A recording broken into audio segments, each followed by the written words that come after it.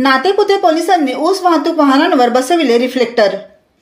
Natepute police ठाण्यातर्फे Alandi Pandharpur मार्गावर tractor, दुचाकी, ट्रेलरला reflector बसविण्यास सुरुवात करण्यात आली आहे।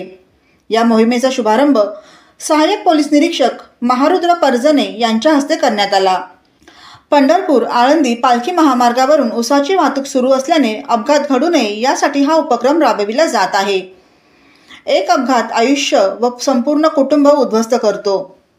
आपण तो थांबवू शकत नाही, मात्र त्यासाठी काहीतरी उपाययोजना करू शकतो। आपली ती जबाबदारी आहे या भावनेतून आम्ही सर्व वाहनांना रिफ्लेक्टर बसवत आहोत, असे सहाय्यक पोलीस निरीक्षक महारुद्र परजने यांनी सांगितले।